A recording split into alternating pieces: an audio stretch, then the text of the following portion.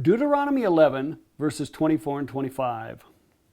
Every place on which the sole of your foot treads shall be yours. Your border will be from the wilderness to Lebanon, and from the river Euphrates, as far as the western sea. No man will be able to stand before you. The Lord your God will lay the dread of you and the fear of you on all the land on which you set your foot. He has spoken to you. This is what God spoke to Israel when they were coming into the land. God repeated it to Joshua again as they were coming into the land. But here's a very interesting thing. I first heard Lauren Cunningham, the founder of Youth with a Mission, say this many, many years ago. He said, pay attention to the fact that he said, every place upon which the sole of your foot treads. Now, the sole of your foot implies that you have no shoes. And he said the only way that you can take your land, your Jericho, your promised land, is barefoot. Take your land barefoot. What on earth does that mean? He went on to explain this, and I love this.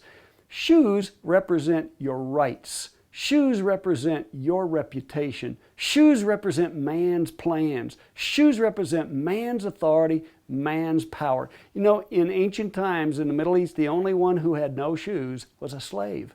Slaves were not allowed to have shoes. And so a person that was a servant had no shoes.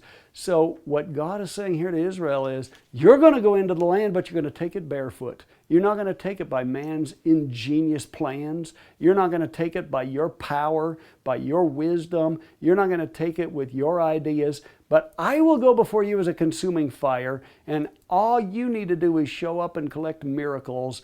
I will deliver the land to you.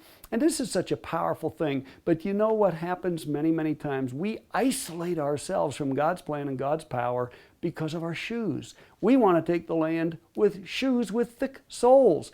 And it's like the shoes isolate and insulate us from the power of God because we're not servants. We're walking in our own plans.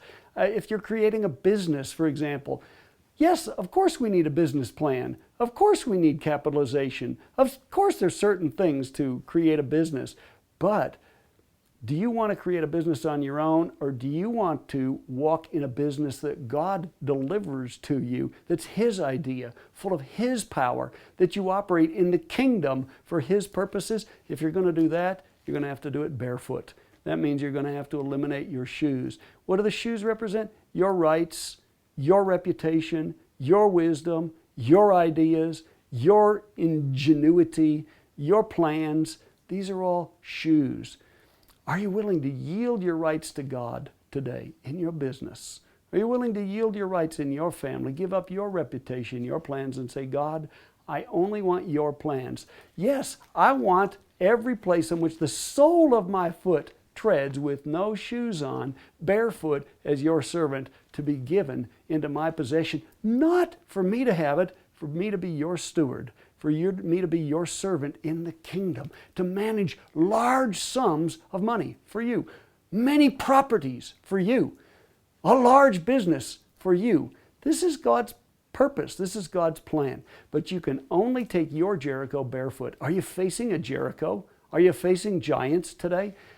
Is there something that you need to conquer or capture? I encourage you, take it barefoot. Today, ask God this question. God, what rights do I have? What reputation do I have? What plans do I have that are mine, where I'm not really yielding to you, where I'm not giving it over to you? And today I encourage you, give your business over to God. Give your family over to God. Give your plans over to God. And every place on which the sole of your foot treads when you walk barefoot, God will give to you, even as He promised here in Deuteronomy, where He said, the border will be from the wilderness of Lebanon as far as the river Euphrates to the western sea. Huge territory. God will give you your territory if you'll take it barefoot. God bless you.